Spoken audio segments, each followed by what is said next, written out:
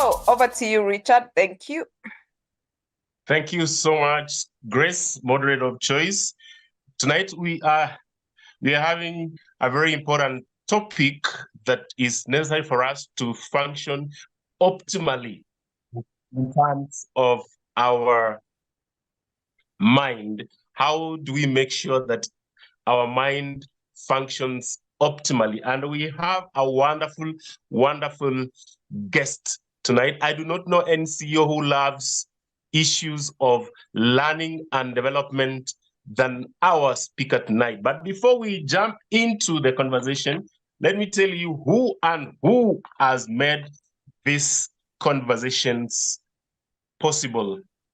We have Pathways Solutions. They are specialists in learning management systems. And if you are in the Get It Right platform, you will get a discount. You just say you are a member of Get It Right Atlas Solutions and you get your discount in the learning. There are so many programs there that you will enjoy and become a better professional or a better organization. The second sponsor of tonight's conversation is Labor Planet. They specialize in labor outsourcing issues. They're very magnificent in terms of supplying labor to factories and organizations that have a model for outsourcing. Then we have Nile Front Cottage, a very beautiful place to be. Make money and then enjoy it as well. Right? It is magical, it is beautiful, it is next to the source of River Nile. Where else can you be other than Nile Front Cottage? Then we have El Semer, issues of relaxation. Then we have K2HR from Rwanda. If you're going to Rwanda, if you have got an organization in Rwanda that wants consultancy, K2HR is the organization to talk to. Then we have Steadfast. Steadfast, you remember last week we had Dennis. Dennis talked to us on several issues on marketing and selling stuff. They are a consulting firm. If you're in Uganda, Kampala, those are the people to talk to, Steadfast Consulting. Then we have SS Park. SS Park, they deal with health and safety issues. So if you want your organization to be trained on issues of safety, that is the organization to talk to.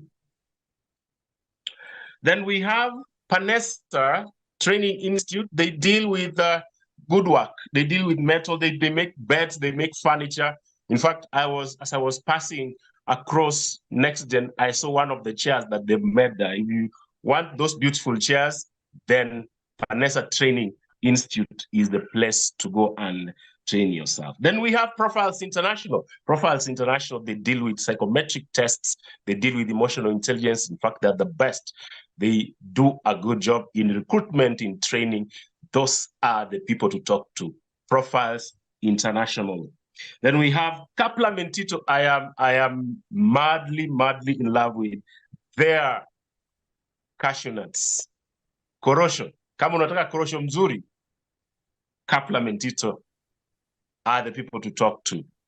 Google and get their contacts and order your very sweet cashew nuts.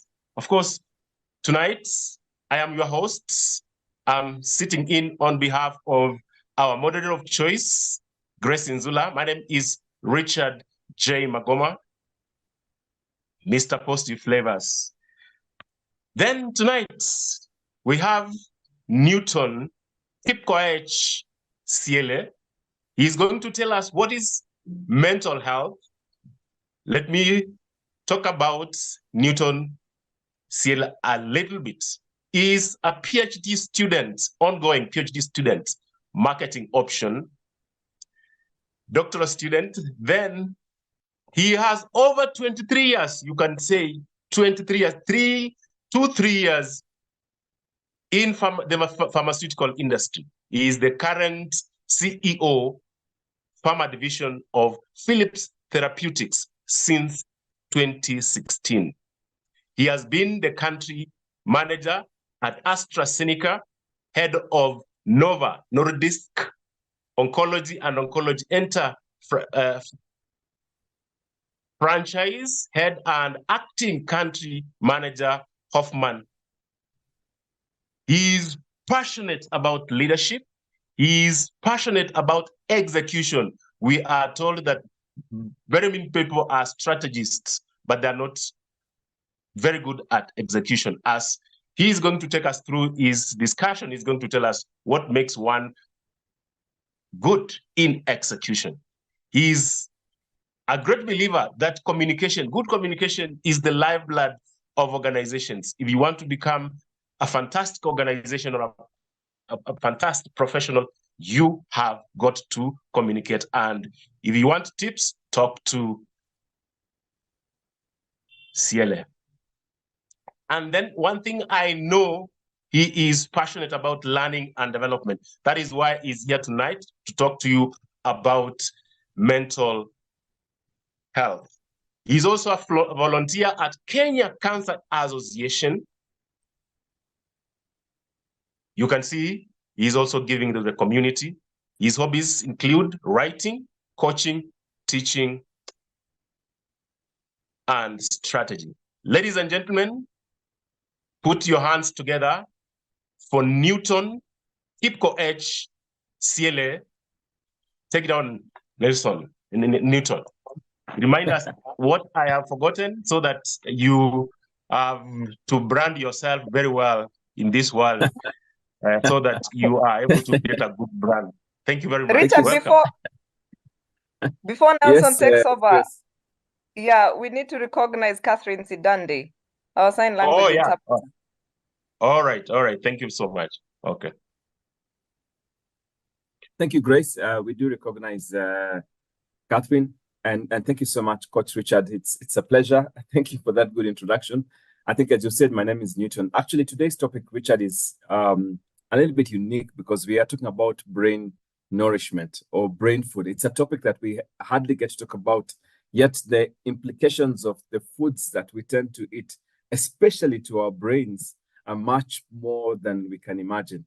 So I hope for the next couple of minutes, we can be able to engage into this topic and hopefully be able to unpack a few things that, as I said, we're going to have the good, the bad, and the ugly, especially about the foods that we eat and how it impacts on our brain. I'll tell you before I even start on my topic, for example, that what you eat can actually kill you.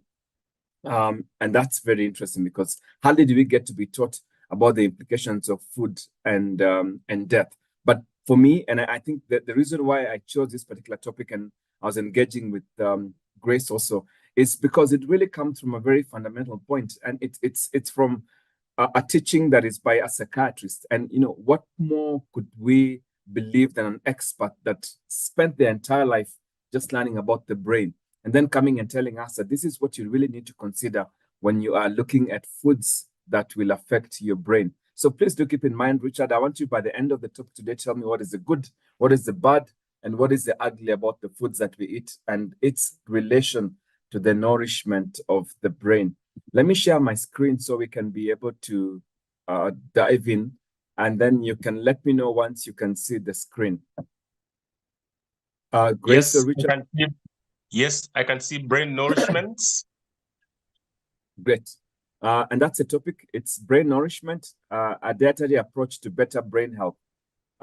My work is actually based on a book that is done by Dr. Daniel Amen, a physician and a certified board psychiatrist and founder of Amen Clinics. And I would definitely recommend his work to those particular that will be interested to be able to read further about this topic. I cannot be able to cover everything. I've only picked on one aspect about feeling better, and that is the brain and the foods that we eat. So without much ado, I'd like to jump in. Richard, I'll be very, very open to be able to pause at any one time if there's any question or any clarification that is sought. One thing that I'd like to start by clarifying is that chronic illnesses and diet at a very expensive cost in healthcare. I've spent actually I would say quarter of a century of my entire life in healthcare. So I really relate to some of the challenges that we talk about here today.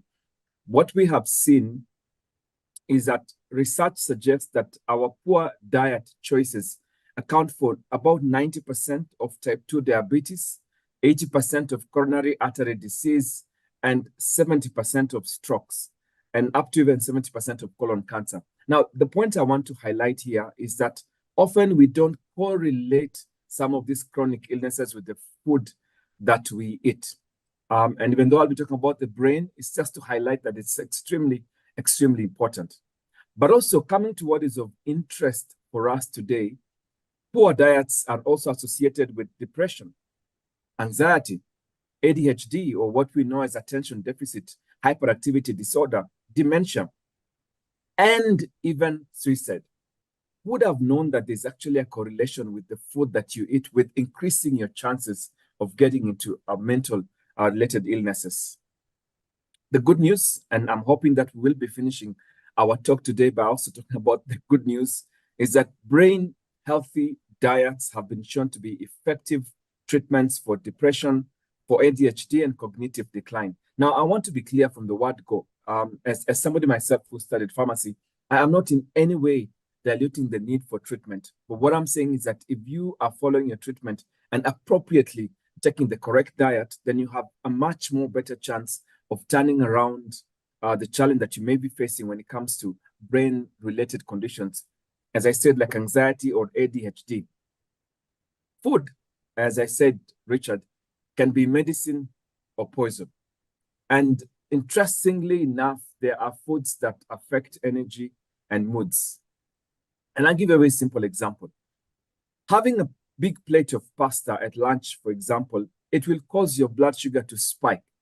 It will make you feel great for a short while. That's when the sugar is high. But then remember, when your sugar gets high, so does your insulin production from your pancreas.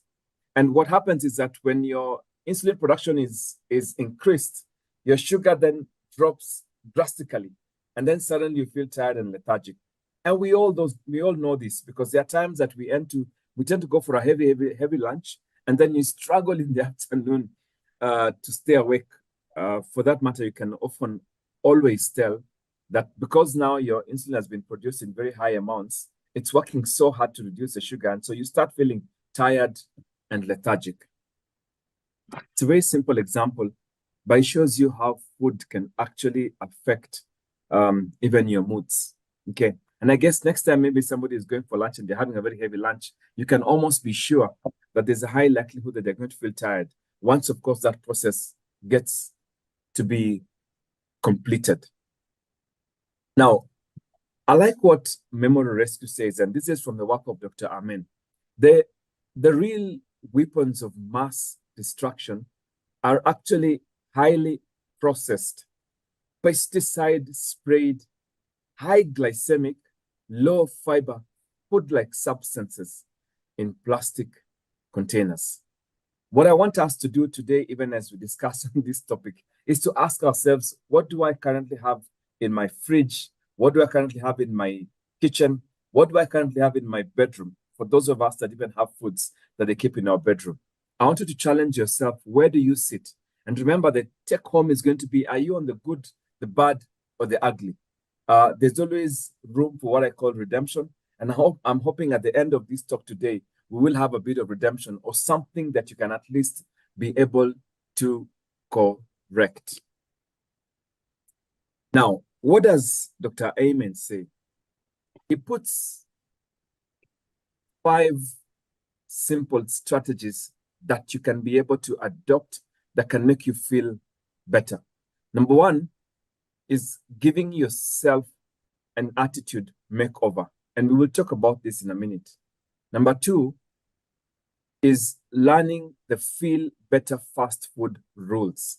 I did request Grace, for those of you that have their notebooks or you have your phones and you want to be able to just take notes, please do so. I'm sure, of course, that Grace will be sharing the presentation and the slides thereafter, but at least you want to capture the key points. Number 3, you also want to time your meals to get healthier. And we'll see how the timing is important, especially for your body and for your brain. And number 4, this actually was my favorite. Choose 20 foods that you love, that love you back. As we will be seeing later, a lot of us have foods that we love, but those foods don't love us back, or at least they don't love our body back. And number 5, know which foods to lose and which to choose to help attention, energy, mood, memory, anxiety, pain, and sleep. Be careful, because often what happens is that we tend to have these types of food that we love, and as we like to say, they don't love us back. Why? Because the harm that they do to the brain, and by extension, of course, everything else, is far much more than every little ounce of energy or feel good that you would have felt. Remember, these 5 simple strategies are going to define, by and large, what we will be talking about today. Let's start with the first strategy, which is giving yourself an attitude makeover. Attitude and mindset is single most important factor in feeling better fast. And I tell you this because half the time nowadays we tell people that if you take a screenshot of your fridge and send it to me, I can tell you who you are. If you take a screenshot of the last 5 foods that you have eaten, I will tell you who you are. If you take a screenshot of the spices that you have in your house, I'll tell you who you are. And by the way, I'll prove to you that actually the spices that you keep in your house say a lot about who you are. When your mind is set, one, on deprivation, the focus is on what you cannot have. And usually we see people, for example, that tend to love sweets, either food that is high, especially in calorie, or high in sugar, for example. It's usually also because they have this tendency to feel like, if I don't take it now, I will not get a chance to get it. And we call that mindset the deprivation mindset. Abundance mindset, on the other hand, is key, where you focus on high quality, nutritious and delicious foods that can build and sustain your health. And we said earlier, these are foods that you love, but they also love you back. In fact, it's not surprising that many of the fast foods tend to use very catchy jingles. What are some of the jingles that we know? It's finger licking good, open happiness. But when you think about these jingles, like it's finger licking good, the harm that the kind of food does to your brain, and for us, we are focusing on the brain today, is far much more worse. So yes, as I said, it might be food that you will love for a short while, but it doesn't love you back. It doesn't do any good to your body. It doesn't do any good, certainly, to your brain. We know, of course, which food also says open happiness. And we know there is absolutely no happiness in that opening that you do. If anything, it's far much more worse. Because as we'll be seeing later, in fact, there are foods that you are advised to avoid like the plague. One of those is contained in what we like to call, as I said in quotes, open happiness. So when we talk about this first strategy, which is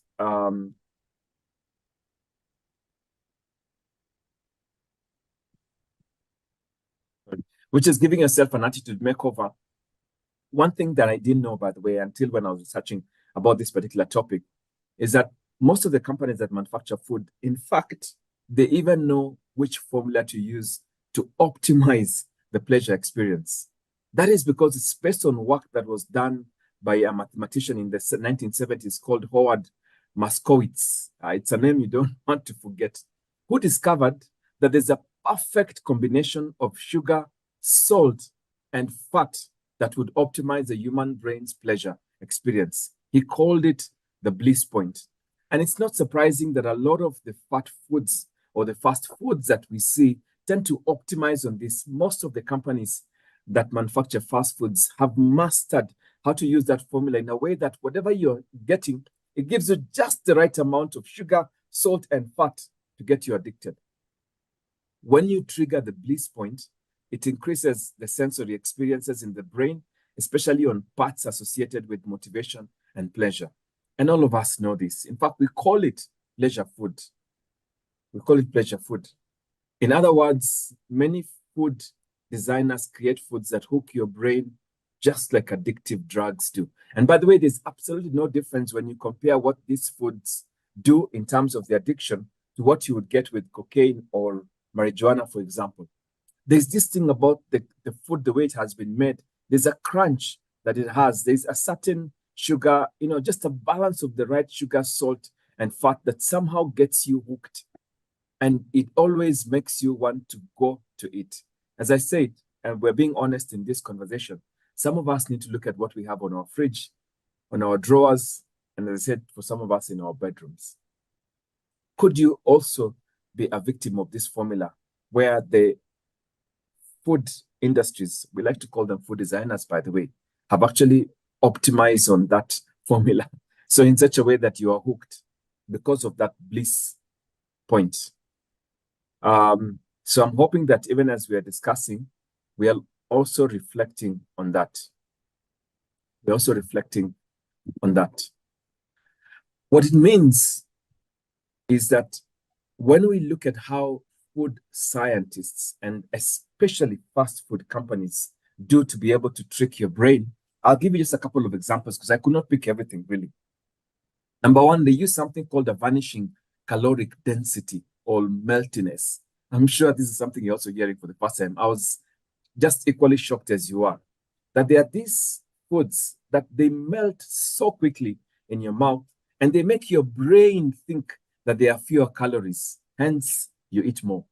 And we know them. We know those biscuits or whatever it is that they are, that somehow you just put it in your mouth, it's a cookie and it just melts. There's this famous chocolate, and for purposes of being compliant, I will not mention brands here, but I know that chocolate easily. It's put in a donut and you put it in your mouth and it just melts. So what does it do? It actually makes your brain feel like it's fewer calories, but the truth is, as I said, it doesn't love you back. The second trick that they do is something called sensory specific satiety.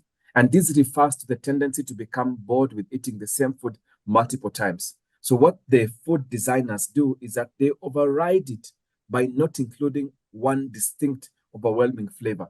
And by the way, this has been used a lot to explain why people will eat a number of times crepes on their table. You wonder, why would you eat 1 pack, 2 packs, and 3 packs without even realizing it? We now know, at least, that's what the experts say, that what the food scientists or the designers do is that they remove an overriding flavor. So whatever they put is just enough to get you hooked, but not enough to get you bored from that food. The other one is something called perfect crunchiness. And I remember I used to love this chocolate myself so much. So did my son. And I think I could blame the crunchiness. It's called that perfect breakpoint for this pleasure signal. In fact, they even have a mathematical note to it. It's called 4 pounds of pressure. That which at exactly the 4th pound of pressure, when it crunches in your mouth, is so nice. Oh yes, foods that you love but don't love you back. The other trick that they use is texture. And this I also could relate to. They remove fiber. And when they remove the fiber, the food then just slides down so easily down the throat, much more easily, increasing pleasure sensation. And I know that we are very familiar with this. We usually struggle with foods that are very high in fibers because we feel like I have to chew it a lot. It fills my mouth and then swallowing is a problem. But the complete opposite is that, remember, what the food scientists have done is that they've actually removed that texture, or by extension, they removed that fiber. The other one that they do to trick your brain is the aroma. Flavor is enhanced by aroma. Humans have 5 major taste sensations. I know most of us are very familiar with this. We have sweet, we have sour, we have bitter, we have salty, and we have umami, or savory, like, for example, tomato sauce. The aromas are used by malls, for example, to increase purchase. When you enter into a shopping mall and you find that there's this smell of bread that is just, it's just sort of just wafting through the thin air, it makes you want to go to where that bread is. It makes you want to buy that bread. Some of the restaurants really they use a distinct, advantage to try and drive using aroma. The other trick that fast food companies use is sugar. And sugar is an addictive substance that prompts binging or bingering, as you want to call it. It's reward seeking, craving, and tolerance. The reason we say that sugar is that addictive substance, somehow it feels like the more you take it, the more you want. In fact, most of the time when you see people that are struggling to try and lose their weight, really the departure point is the fact that they cannot just resist the sugar. And by the way, I don't even want to let the cat out of the bag, but I tell you, one of the things that we'll be saying you really have to think about avoiding is sugar. It doesn't have anything at all that is going to be beneficial for your brain, and by extension, not surprising, even your body. So the first step, remember we're talking about reorientating yourself, giving yourself a makeover. The first step in reorientating yourself and your eating habits is to stop being a victim of the food companies and their sophisticated adverts targeting at brainwashing. Damaging your most precious assets, which is your brain and body, with poor quality food-like substances is an act of pure sabotage toward yourself and others. And I want to repeat this. All of us, myself included, have really become victims, because the reason why the adverts do so well, the reason why the adverts, they're created now with designers. The designers are even from arts. The way the food is put on the advert, it makes you want to grab that donut with the chocolate. You know, it makes you want to grab that crunchy chicken, whatever it is that you see. But I want you to remember that if you're going to move away from the risk of getting these foods that we say you love, but don't love you back, or at least they don't love your body, is by reorientating yourself and your eating habits and trying to make sure that you're not a victim of the food companies and their sophisticated adverts. Okay. As I said, I'm hoping sincerely that at least I'm able to talk to somebody that can be able to relate to this.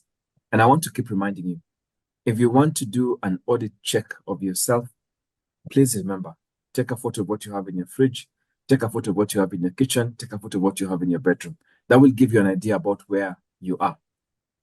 That's the first step, which is reorientating yourself. We did say that strategy number 2 is learning the feel better fast food rules. And we'll go through some of the guidelines that can help you to start eating healthier. Number 1, concentrate on consuming brain smart calories. I want throughout the talk to be able to sort of just bring out those points that I want you to remember. Even if you don't remember anything else, please remember that word, brain smart calories, because we'll keep repeating it along the way. You will always be faced with a choice of the foods that you have in front of you to ask, is this food that is in front of me, is it brain smart calories in nature or not? Because if you eat more calories than you burn, we know the consequence. You will gain weight. And as your weight goes up, the size and function of your brain go down. I want you to remember that. Your weight increase is disproportionate to your brain size. The quality of your calories that matter more than the amount. That's critical. And that's what the first point about learning the feel better fast rule is. What is the quality of the calories that you're taking? For example, if you take a large soda, 1.5 liters or 1.25 liters, you have a large pizza, maybe German as we like to call it, which will give you over 500 calories. It will actually, as we now know, will most likely promote inflammation, brain fog. By the way, I didn't know about that term about brain fog and illness. Why? Because it increases your risk. Remember, it increases your risk of getting coronary artery disease anyway. But if you take a fish, a huge or large amount of fish, could be tilapia, Nile perch, whatever you want to call it, you have a plate of sweet potato, maybe baked sweet potato, dark chocolate, the same calorie is the same. But this calorie that you're getting from the second option not only promotes good health, but also gives you a much more healthier brain too. You have to focus on foods that are nutritious, delicious, and calorie smart. And that's our first point. Even if you don't remember anything, please do remember brain smart calories. That for me was a big learning lesson on this one.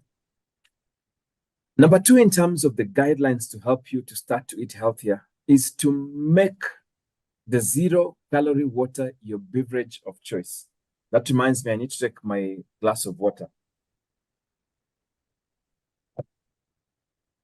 Your brain is 80% water, and being dehydrated by just 2% impairs your ability to carry out tasks that require attention, memory, and physical performance. Drink, and this is what is recommended, at least 3 liters or 10 glasses of 300 ml glasses daily.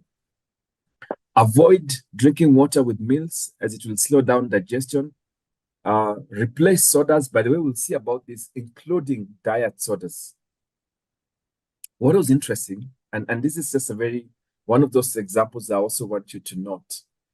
If you drink just 1 can of sweetened soda, and that is what we like to call a diet drink, or a fruit punch, that means the juice that is in a packet, just drinking 1 in a day can result in you getting an increment in terms of the weight of about 2.26 kilograms.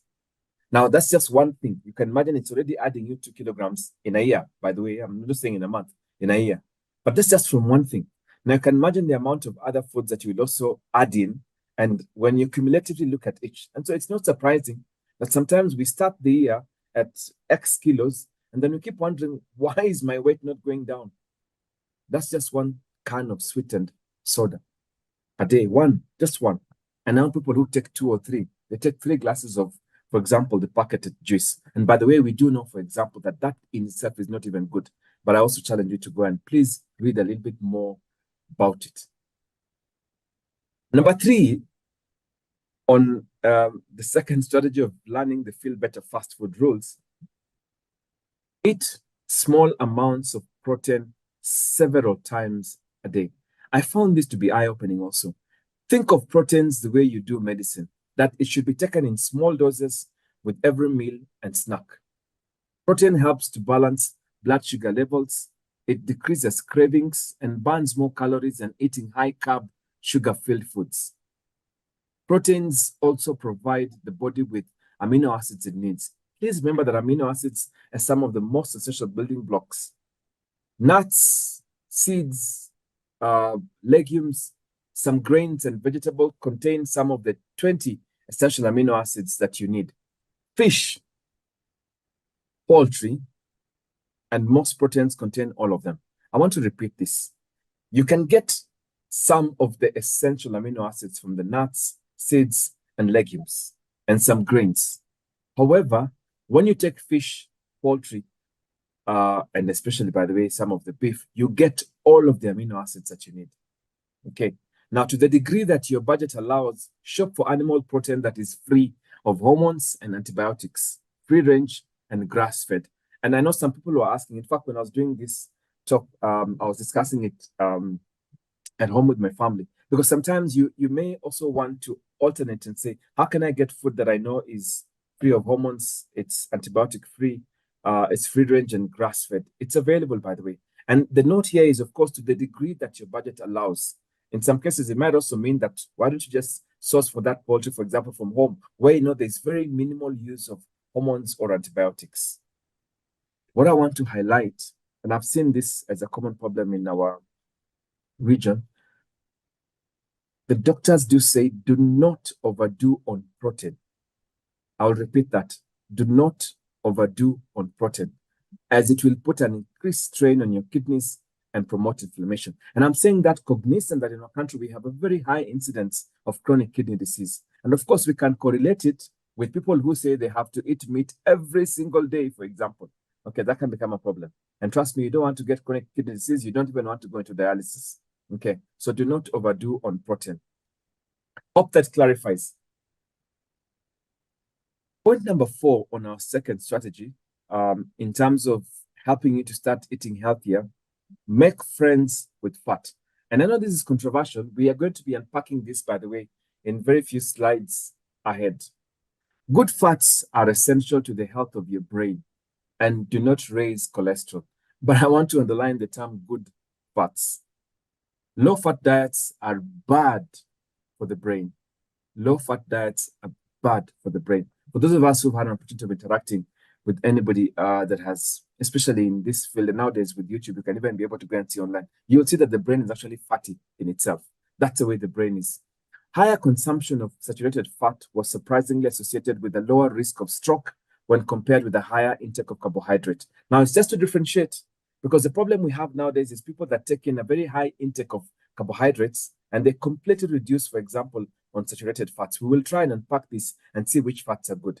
But the point I want you to note is that if you're going to learn the Feel Better Fast rules and you're going to get foods that are good for your brain, you need to distinguish the fat that is also supportive. I would say one that loves you, or that one that you love and loves you back. Which then allows me to try and differentiate the different kinds of fat and which ones especially would be good for the brain. Now, this is information, by the way, that is easily available. I just like the way Dr. Amen packs it. Number one, unsaturated fats. These are good fats because they contribute to the heart and brain health. There are two kinds of unsaturated fats, polyunsaturated and monounsaturated. Okay. Now, the two important polyunsaturated fats are omega-3 and omega-6. And some of us may already know about this because, in fact, you tend to even give it sometimes to your kids. Omega-3 fatty acids contain EPA and DHA, quite mouthful terms. You can, of course, be able to Google them. And these two omega-3s are crucial for optimal brain health, usually found in cold water fish. Deficiencies in these fatty acids are associated with cognitive decline, depression. Higher levels of omega-3s, for example, EPA and DHA, are also associated with lower incidence of Alzheimer's and lower cognitive decline. I will repeat it. People that take a good quantity of omega-3 fatty acids are unlikely to get Alzheimer's and decline in cognitive or brain function. Okay. The other one is omega-6 fatty acids, and these are necessary for good health, but can be harmful when eaten in excess. And we'll see later why this can be a problem with some of the foods that we tend to take. Omega-6 fatty acids are found in most vegetable oils. Most of us are very familiar with this because we buy these oils in the supermarkets. There could be soybean oil, sunflower oil, corn oil, and canola oil. And a lot of the fried foods, cereals, and whole grain breads and processed foods also contain omega-6 fatty acids. As we'll see later, the problem we have today is that people take so much of omega-6 at the expense of omega-3. And again, I will repeat, where do you get omega-3? You get it usually in cold water fish. Okay.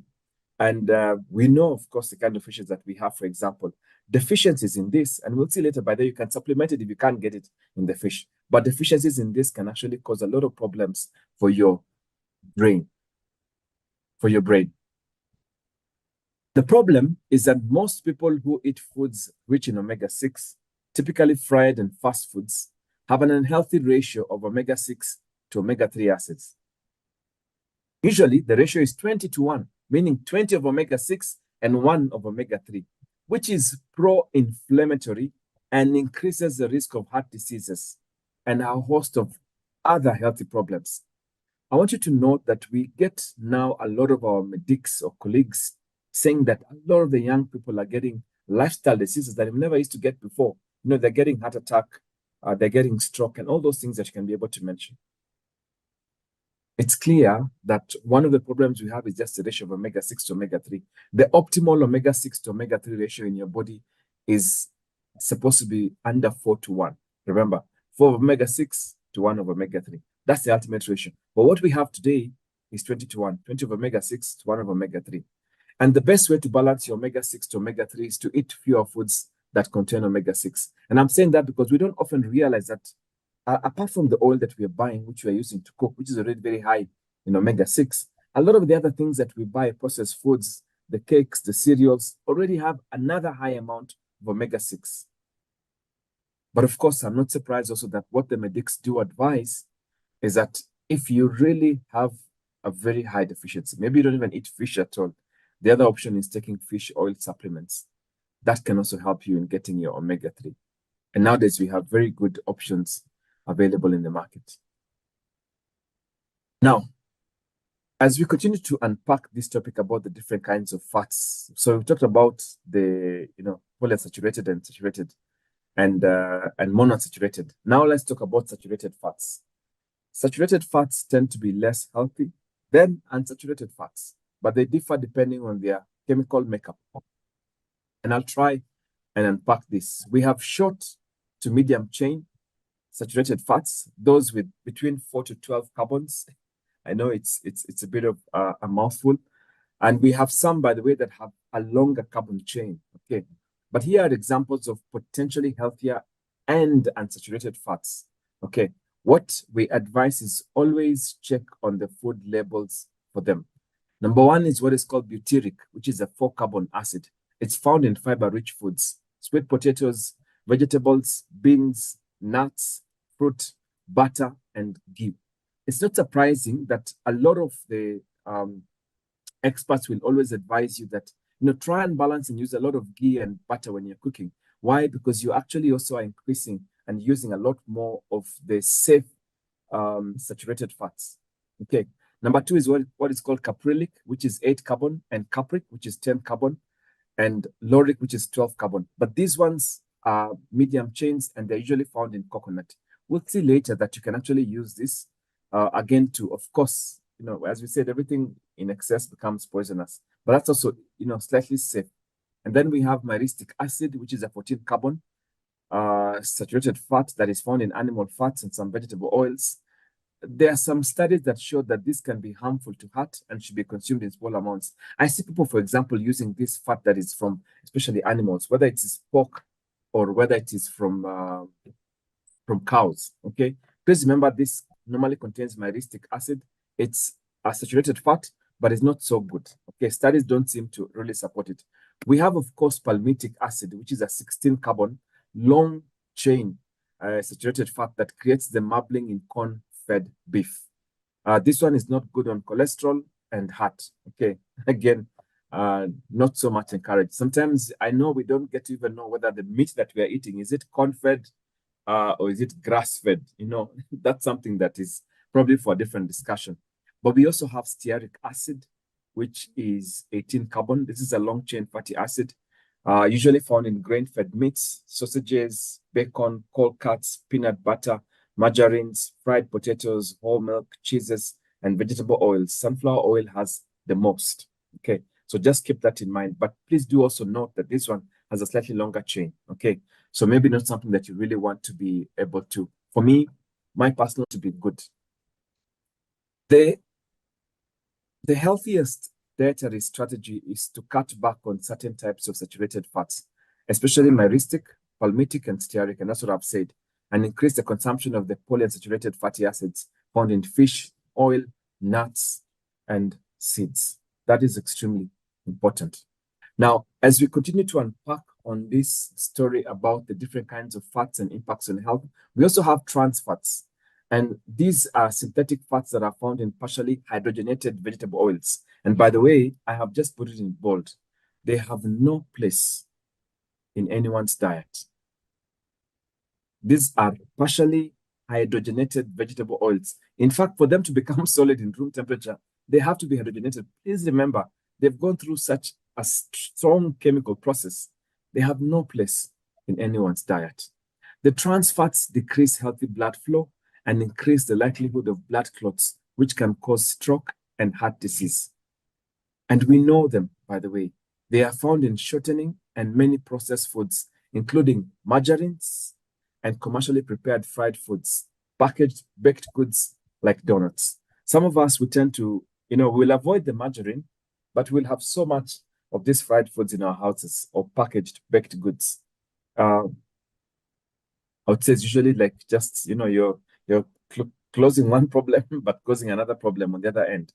I want to emphasize that these partially hydrogenated vegetable oils have no place in anyone's diet. Avoid them.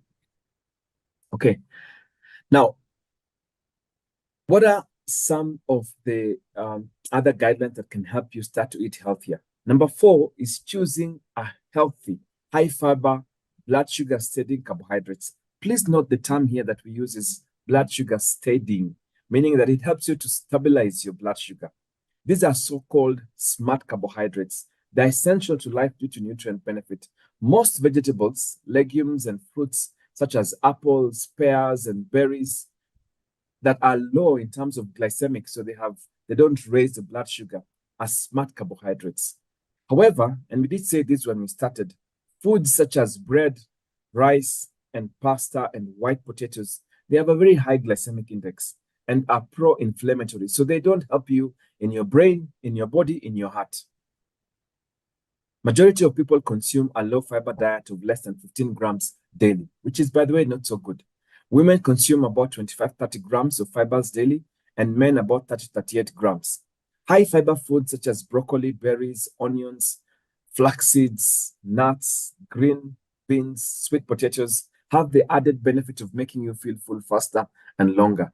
And beneficially, they steady your blood sugar.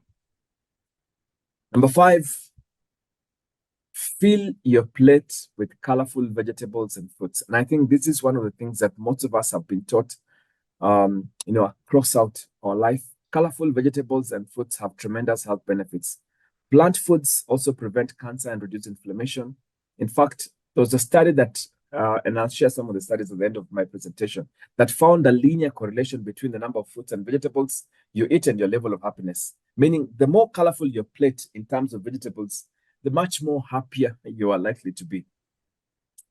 And the less the fruits and vegetables in your plate, the less happier that you would tend to be. Okay. Now, maybe one of the things we'll need to be discussing, Grace, is about our, Kenya is ranked as number 4 in Africa with the highest mental illnesses in Africa. Number 4. So that means we also have the highest prevalence at 25%. 1 in 4 Kenyans is known to be having, a mental illness-related issue. 1 in 4 Kenyans. Could it also be that we don't really take time to look at our diet and how it affects? Okay. This is what I found interesting. And as I said, we were talking, Richard, about the good, the bad, and the ugly. And I said, please do consider what you have in your kitchen, what you have in your shelves. You need to also add brain healthy flavor with herbs and spices, food seasonings that contain health promoting substances. And I have not listed everything, but just some that really are highlighted by Dr. Amen and their clinics. We, of course, tend to have basil, black pepper, cayenne pepper, cinnamon, cloves, garlic, ginger, mint, nutmeg, oregano, saffron, thyme, sag, turmeric. All these have been found to be beneficial in terms of brain boosters. And I hope that for those that are listening, that you can add your list, Please note that I've not put some of those Mchuzi mix that we tend to have. I'm not so sure about the actual benefit, but by having this, especially organically herbs in your kitchen, you're likely to actually be boosting your brain. Okay. Number 7, avoid or eliminate foods that can potentially hurt you. If you struggle with mood issues, anxiety, temper problems, or learning challenges, eliminate the foods listed for at least a month. And we'll talk about them in a minute. Once you have eliminated all the foods for a month, what you then do is you add back one every week to see which any would be causing you trouble. This process, by the way, could be one of the most important parts of your transformation journey. And I'll tell you these foods that are potentially harmful. In fact, I've put them in red. Grace, number 1, and it's not surprising, is sugar.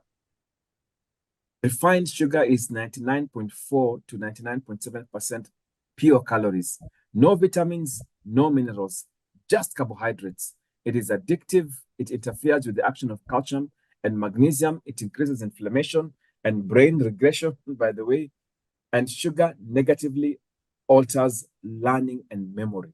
So we now know for a fact, by the way, that you're likely to actually get, disabilities in terms of learning, memory, cognitive functions or brain functions if you're taking a lot of sugar. Number 2, artificial sweeteners. Consuming sugar alternatives contributes to high insulin levels, increasing the risk for Alzheimer's, heart disease, metabolic syndrome. Metabolic syndrome, but that's a very common problem we have here. Artificial sweeteners do not help one lose weight. In fact, due to lower metabolism, can lead to weight gain. And that's the misconception that people have. Avoid aspartame, saccharin, sucralose. And these ones are the most commonly used artificial sweeteners. If you want something sweet, use small amounts of erythritol or erythrol and stevia. Okay. Number 3 that you want to avoid is gluten. This sticky substance is found in wheat, barley, rye, and in most commercially made cakes, cookies, cereals, and pasta. Gluten-related health issues are on the rise, including type 1 diabetes, Hashimoto's thyroid disease, all of which are autoimmune conditions. Gluten is also associated with psychological disturbances, skin rashes, inflammation, alopecia. By the way, who knew loss of hair could also be caused by gluten? Arthritis. Gluten can also reduce brain flow. Can you imagine? Number 4 is soy, and soy is found in tofu and soy sauce. Avoid foods containing large amounts of soy because soy also has very high omega-6 fatty acids, phytoestrogens, which may contribute to the development of cancer, impotence in men, and early puberty in girls, and also is thought to reduce absorption of vital minerals. So it's not me, those are the experts. It doesn't seem to have a lot of benefit. Number 5 is corn. Corn is high in omega-6 and low in omega-3s, making it pro-inflammatory. It damages your internal intestinal lining and creates a leaky gut. Most corn also has been associated with spray of pesticide Roundup. And by the way, for those who have not heard about the story of Roundup, it has one of the biggest scandals today. I think the company has been sued to billions of dollars by people who are affected. Roundup is a chemical that is known as glyphosate. It's associated with cancer, depression, hypothyroidism, and liver disease. You know, we know about this. Number 6 is dairy. I was a bit sad to read this. Dairy contains lactose, which is converted to galactose and glucose, which elevates your blood sugar and can cause inflammation. Casein, which is one of the proteins in the dairy, is also an excitotoxin. Left unchecked, excitotoxins lead to brain degeneration and neurodegenerative diseases. Most dairy cattle are given antibiotics and hormones, which is not good, by the way. So again, just keep it in mind. What do the experts advise? Why not try and sweeten almond milk? It's a good substitute for cow's milk. Okay. So again, as I said, I was a bit sad. I think it's a matter of finding balance. But remember here, what Dr. Ayman says is that, especially if you're having problems, you want to stop it for a month and begin to introduce something every week to see, could I relate this to the problem that I'm facing? Number 7, choose organic, toxin-free foods whenever possible. Fast foods, sugar, simple carbohydrates, dairy products, trans fats, excess omega-6 acids, and refined foods promote inflammation. That at least we agree. Fish is a great source of healthy protein. Note, the larger the fish, the more mercury the risk, though. So sometimes they actually advocate that you don't go for the very big ones, just the smaller fish. And there's a resource, by the way, of course, we shared in the presentation, is known as ewg.org. Unfortunately, it's not available in our country. It's available in the US. What they do is that they analyze which foods tend to have very high pesticides. And when I was going through that particular website, I noted, very interesting enough, they said that, based on what they have, they have analyzed, the foods with the least amount of pesticides includes carrots, sweet potatoes, mangoes, mushrooms, watermelon, cabbage, kiwi, papaya, onions, pineapples, and avocados. And somehow I feel when you look at these foods that are being listed, it also explains they are likely to get a very high concentration of these pesticides. Remember the problem with pesticides, no matter how much you wash, no matter how much, whatever you're using to wash your fruits, you might not always be able to eliminate completely the pesticides. So keep in mind that there are those foods that are highly, highly recommended.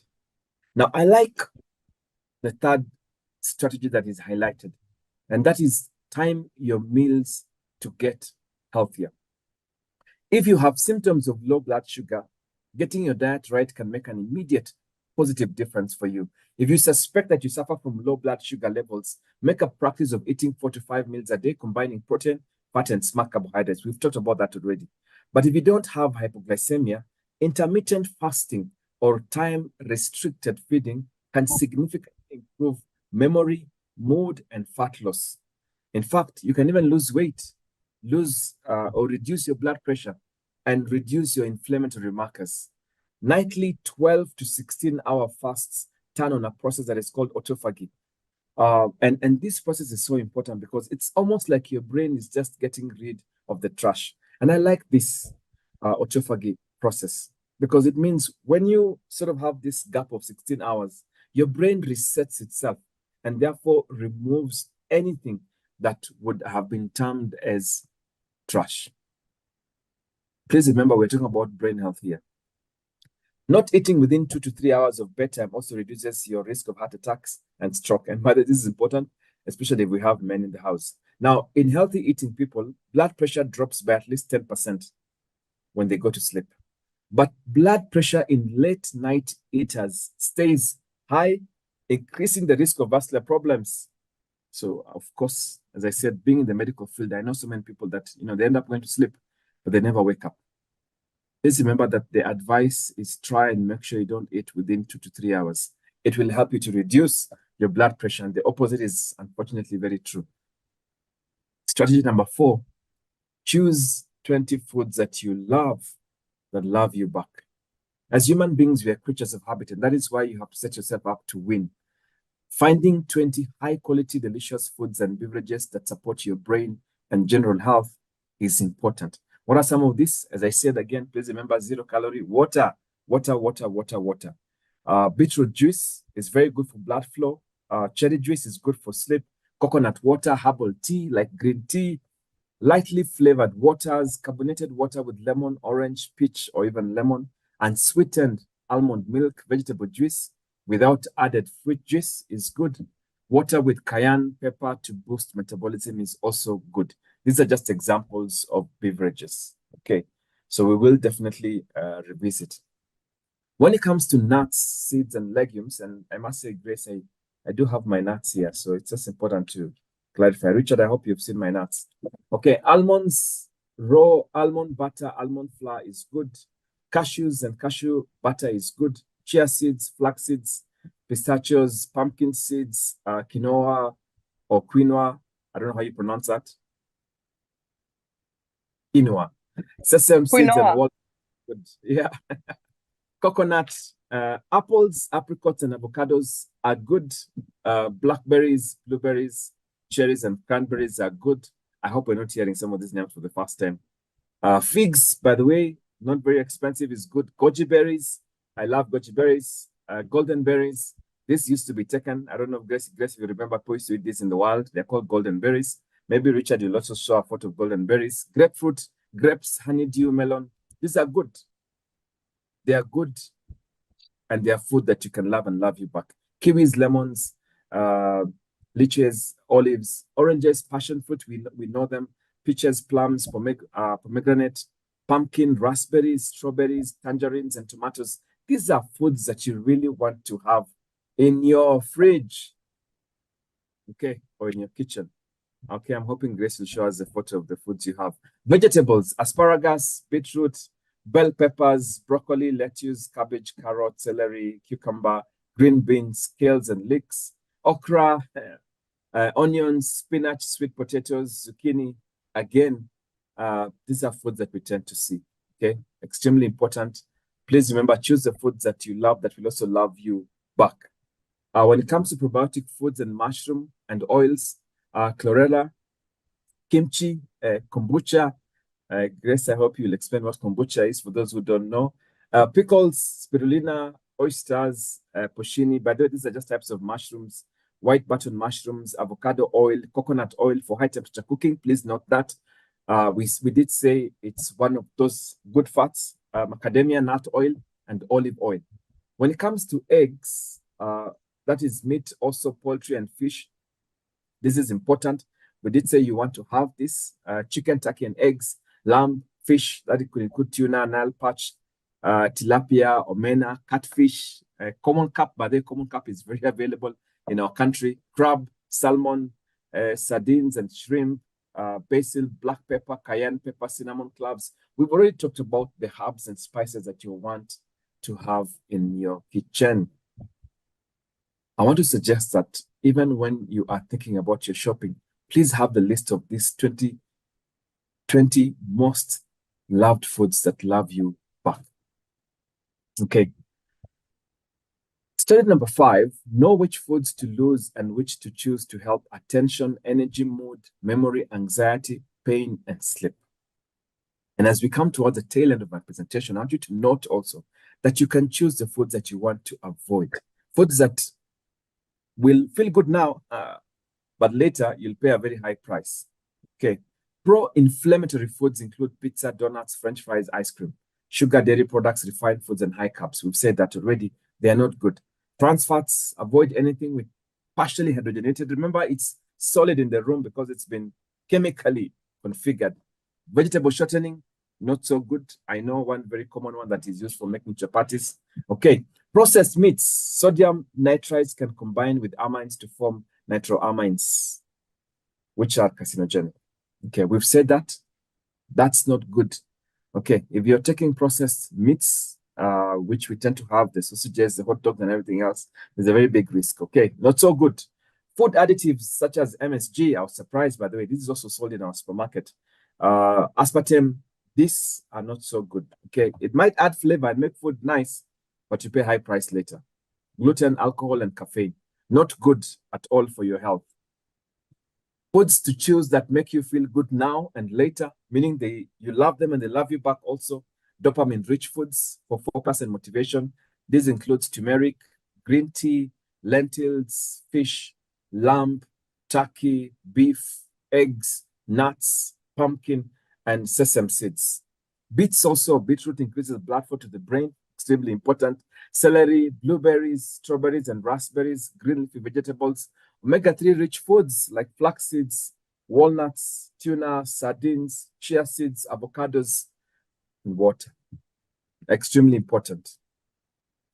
Foods that will make you feel good now and later. If you want to boost your mood, reduce anxiety, reduce pain, boost sleep, and boost memory, you need foods that are rich in serotonin, for example.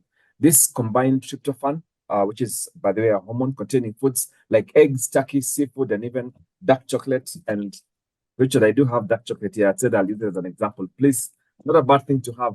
Limit intake of carbs like bread, pasta, potatoes, and rice. We've said it's not good for your health.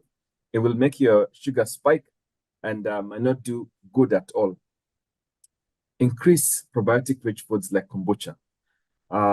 And I know people who love their drinks. I wish they would love kombucha like they love their drinks. It might actually help your body. Spices like saffron, turmeric are also very good for boosting the mood. Fruits and vegetables, chocolates, and I've said especially dark chocolates. Choline-rich foods like chicken, turkey, salmon, tuna, mushroom, lentils, chickpeas also help in terms of boosting, mood, memory. And to reduce pain, of course, it's advisable to eat more omega-3 rich foods, including walnuts and flax seeds. And I did say it's important to have. And if you want to boost sleep, eat more magnesium-rich foods, which include broccoli, almonds, lentils, banana, beef liver, brown rice, whole oats, oranges, spinach, green tea. By the way, the green tea also helps invariably even in reducing anxiety. So you get sort of like a double benefit. You're able to increase magnesium, which helps you to sleep, but also reduce anxiety. And this is, there are things that you can be able to do that you don't have to get treatment.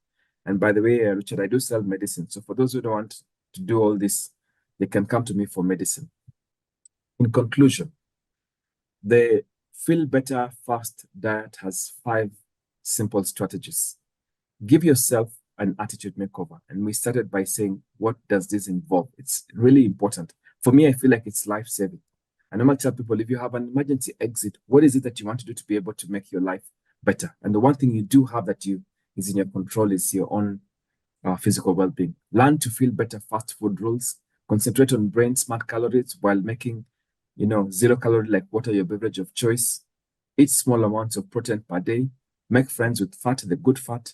Choose healthy, high fiber, sugar-steady carbohydrates. Fill your plate with colorful vegetables and fruits and add brain health spices. We've listed so many here. Avoid foods that hurt you like sugar, corn, soy, dairy, and artificial sweeteners. Instead, choose organic toxin-free foods. Time your meals to get healthier. Remember, we said 16-hour fasts are the best. Choose 20 foods that you love you back. Please have them in your list, in your shopping list, in your mandatory list. Whoever who is your house manager, they should know the foods that must always be there. And lastly, know which foods to lose and which to choose to help attention, energy, mood, memory, pain, and sleep. Each of these things can only become possible if you also commit to change your habits. I want to finish with this, Grace and Richard. When you're tempted by French fries or sugary treats or soda, you need to say, I will resist and say to myself, I only love foods that love me back. Before I leave the house, I will put a full bottle of water inside my bag, car, or purse. I will make sure I drink that bottle of water the whole day. When I prepare my food shopping list, I will include fish and vegetables. Me, I want to add, I will have my 20 most important foods that I love and love me back. When I finish dinner, I will note the time and make plans to eat my next meal at least 12 hours later to give my brain time for waste removal. When I pick a new item at the grocery store, I will read the label, which fat is this that it contains.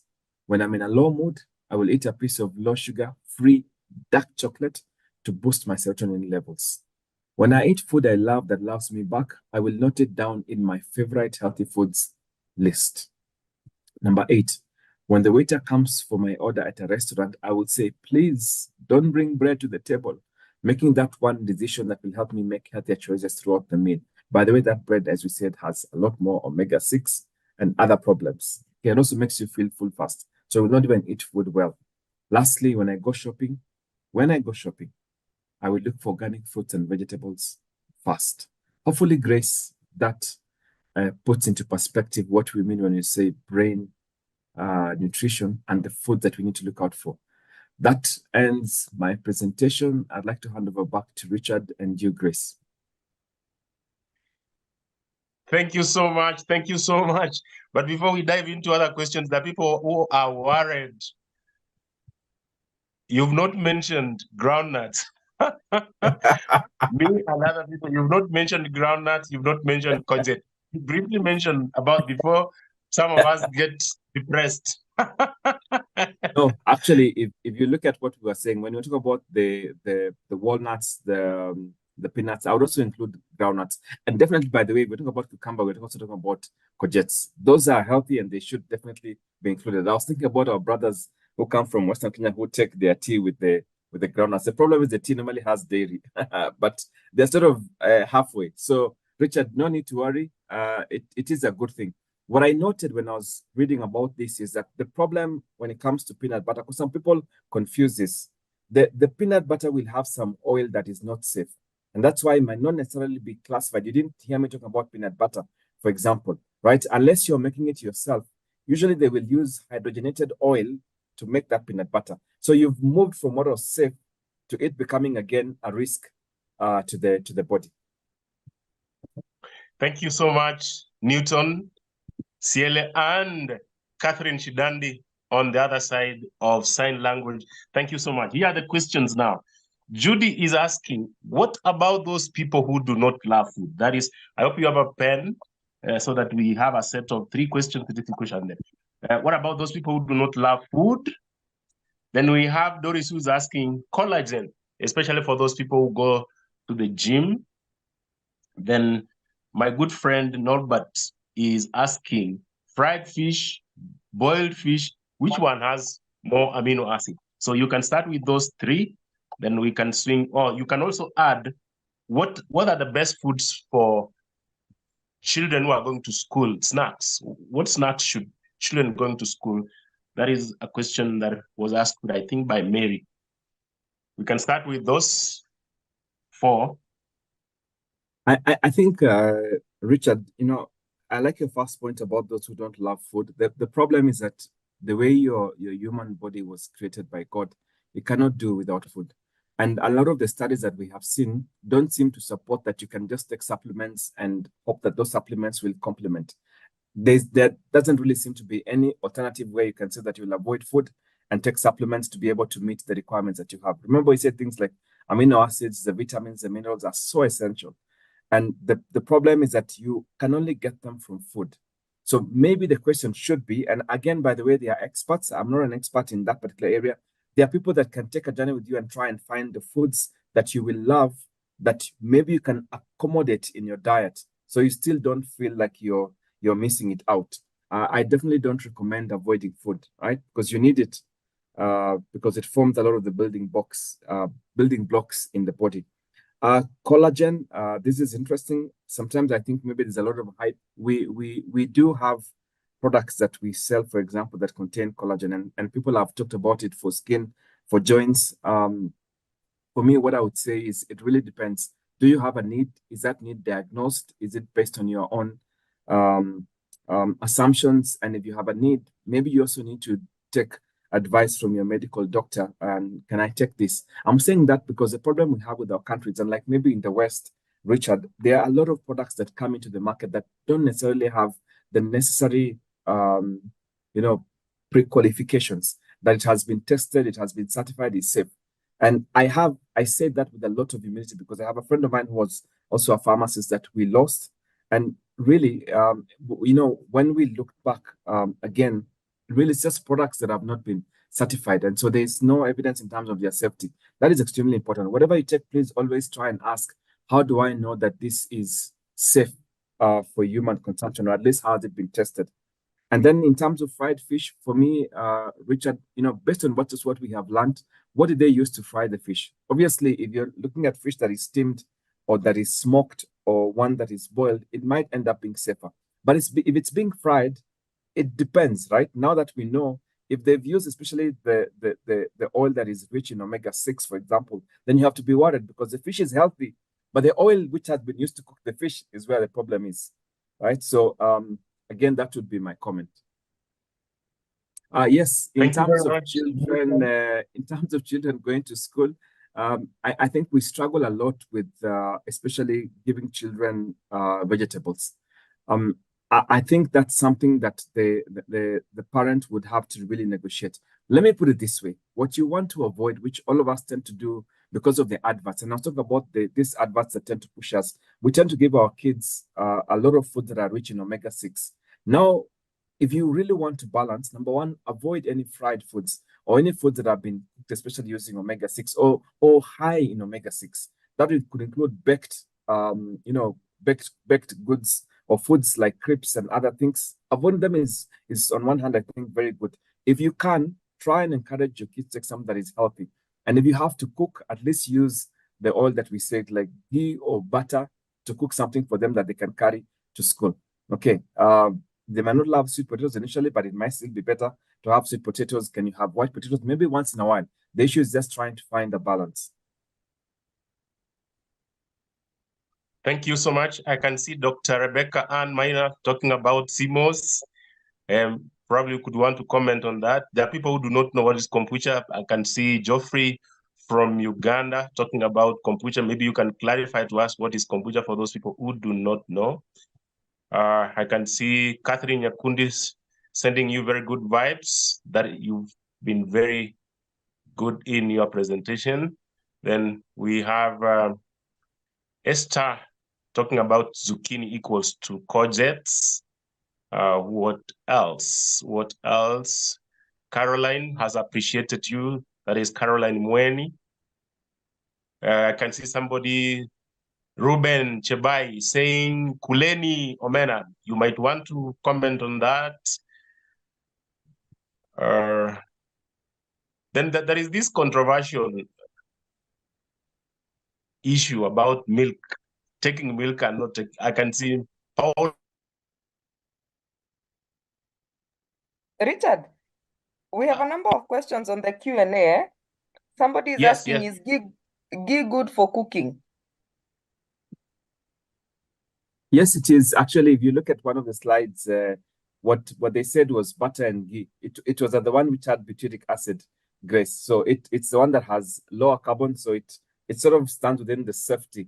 A lot of people actually recommend that, and that's what I was saying. You can also use for making food, not just for your family, but also for your kids. And it's interesting. Grace, how would you define kombucha? I mean, I'd like to say, Richard, it's a fermented drink. Usually they even use tea. But the beauty about the fermentation is that it uses actually natural probiotics.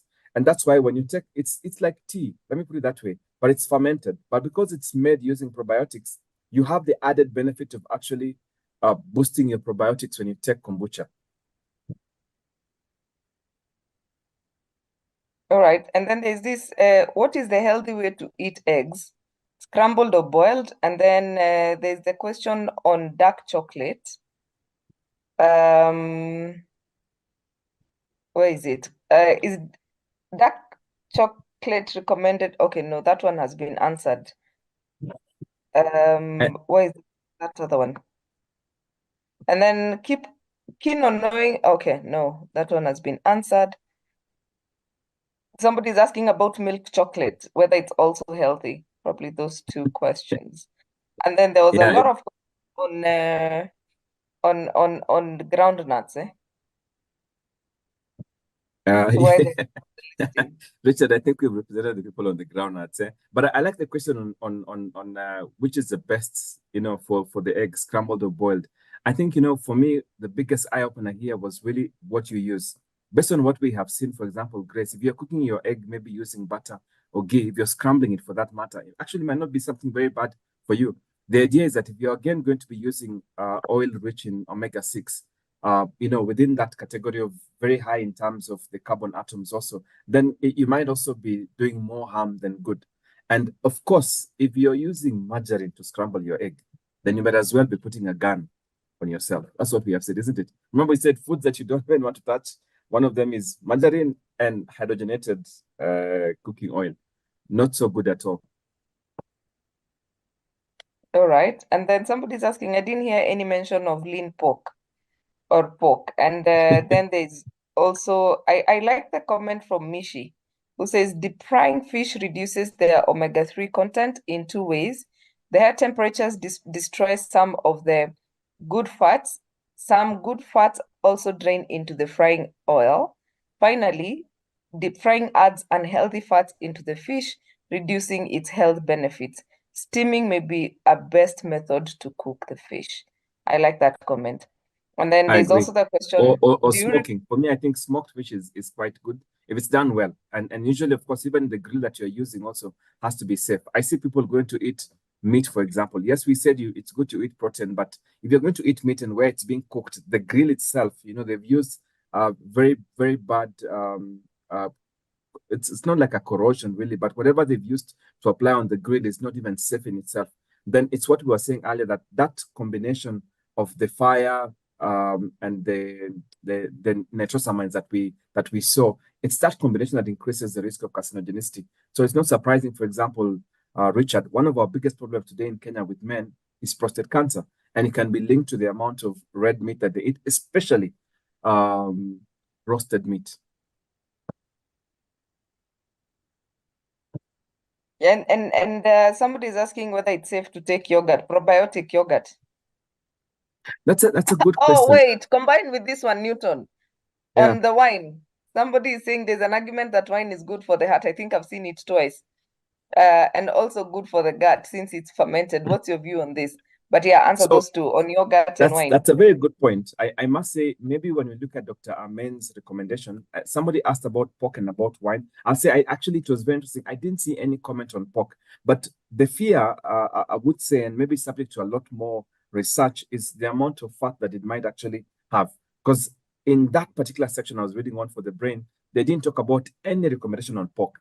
So I want to give a disclaimer on that. But talking about probiotics, especially in dairy, the problem, Grace, is that it's double-edged. We now are beginning to wonder whether there's really benefit. If they're saying this protein called casein that is found in milk is not good, yes, you may get the probiotic in the milk, but is the harm that you're getting far much more than the probiotic you're getting? Could you get that probiotic from another place without having to take dairy? So, I mean, it's a good question. I'm in this case only a messenger, and I must give that disclaimer. But I also see where Dr. Ayman was coming from. I come from a community where we take a lot of milk, for example.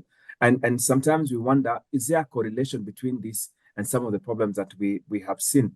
And again, we don't have adequate studies that can be able to tell us, by the way, yes. But from if you look at the foods, the 6 foods that we mentioned that you want to avoid, 2 that stood out for me was corn and milk. Because you can imagine how much corn we consume, especially for us as a society. Corn meaning maize? The usual normal mix I or will the leave it yellow at that, pot? but that's a debatable one, because some people say corn could also be, because now it's become so mixed that there's a very thin line between what we have and what we plant and the actual corn. Because we used to think corn is the one that was genetically modified, but nowadays, is there really a difference? And what could be the correlation between this and our current health? Let me say thermometer, because it doesn't look so good. Mm. Yeah, and then somebody is saying, I'm not the best person in the morning. I take my cup of tea. The cups have reduced from 4 to 5 to about 2. That's where you clap for me, huh? So my question is, why do I feel so good after I take the tea? Does it mean it's good for my brain? That's an addiction. Yeah, it's a good point. It could also be the sugar. I don't know. They've not mentioned whether the tea has sugar. But remember, of course, for both tea and coffee, there's some element of caffeine that is included, that people take it because of a high. I've not commented on wine. Incidentally, also, Grace, I'm also surprised that Dr. Ayman didn't actually comment about wine. But remember, he did point out that alcohol in any form is not good for you. Now, I'll leave it, because some people are convinced that the wine they're taking is really helpful for them. What we have seen on our end, and from where I sit, especially having worked in the medical field for long, in the end, there's really no benefit at all of the alcohol, absolutely, on the body. The damage starts with the liver, and it tends to progress to many other things. So even when you argue that I'm only taking, half a glass or one glass, in the end, there's really not been a substantive evidence that there's an actual benefit. If anything, the risks always tend to outweigh the benefits. And I believe that's what Dr. Amen mentioned, because of the things that he did highlight that need to be avoided, alcohol was one of them. Is it recommended to use honey instead of sugar? Uh, Good point. I don't know whether from what we were discussing today, especially with brain health and nutrition, there's no mention about honey in place of sugar. My problem is usually the fact that how authentic is the honey that you have, and are you sure it's 100% organic? And even if it's the case that it's 100% organic, how safe? So those are the decisions that you would have to make. What Dr. Amen advises is avoid sugar, avoid sweeteners. So if you can, avoid both. That's what I would say. Honey is like escaping one thing and into another, isn't it, Richard? Yeah. You're right. Thank you very much. Thank you so much, Newton and Catherine and Grace. Don't forget, this program was brought to you by Atara Solutions, getting it right. They are a human resource consultants firm. They deal with outsourcing. They deal with training and development.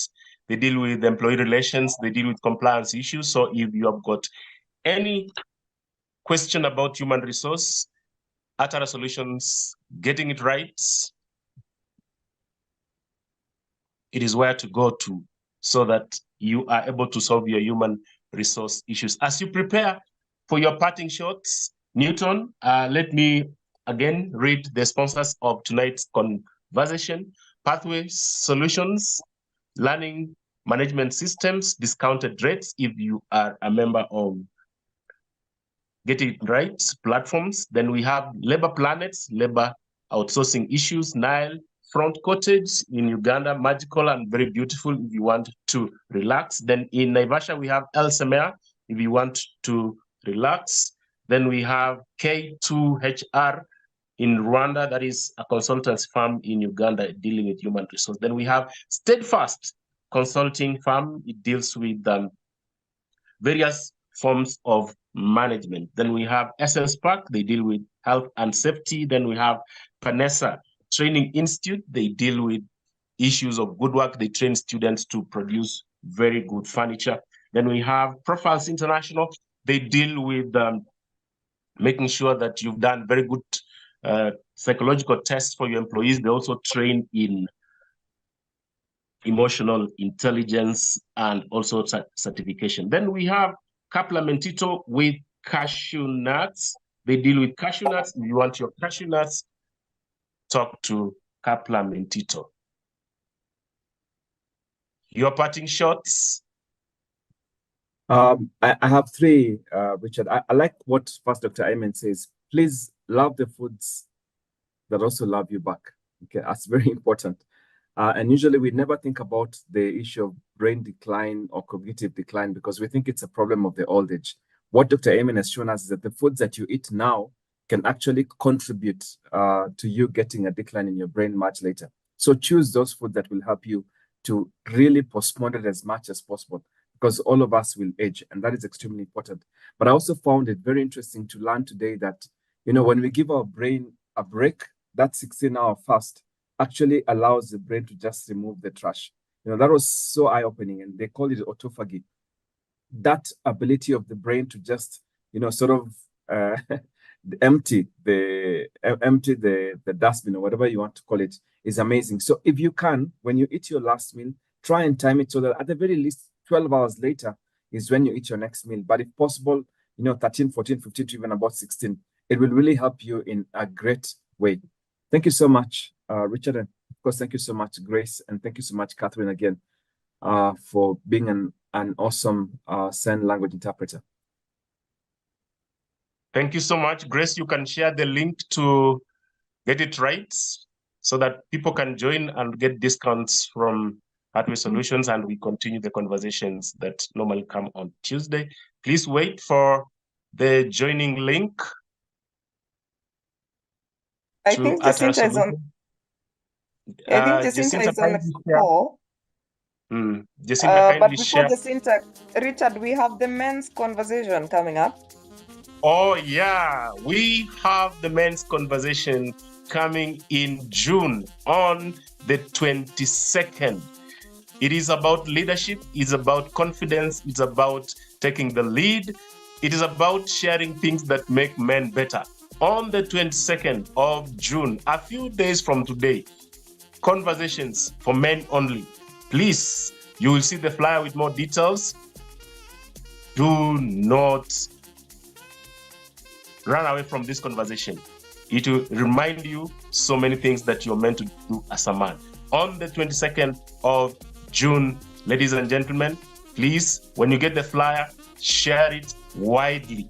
Share it widely so that we can reach and impact and transform. You've been told that one of the greatest things that we need to do is attitude change. It has been a pleasure having you, ladies and gentlemen. Thank you so much. Have a good night. Thank you, Newton. Thank you, Catherine Shidandi. And of course, our moderator of choice. Thank you very much for creating this chance for us to come and share very important points that will transform our lives. Good night and God bless. Thank you, Richard. I'm laughing because the men on the chat are saying Newton says you must share groundnuts, and Ruben says he will be there. Yes, I do have my bottle, so I will definitely share. Thank you so much. Yes, Jennifer. Night. Jennifer, for the ladies, please sponsor your men. It's a good gift for Father's Day, which Father's Day is on the 16th of June. And next week, we're actually discussing opportunities in Africa because we are Africans and we want to invest in Africa. So we're going to be looking at opportunities for Africa in celebration of Africa Month. May is apparently Africa Month. And so in celebration next Tuesday, we will be looking at the opportunities available in Africa. So please make sure that you're here. And thank you, Richard. Thank you, Catherine. Thank you, Newton. As always, it's a pleasure. And we look forward to more conversations and more enriching and just becoming better human beings. Asante sana and good night. Good night too. Tuonane Tuesday next week for a different conversation, same time.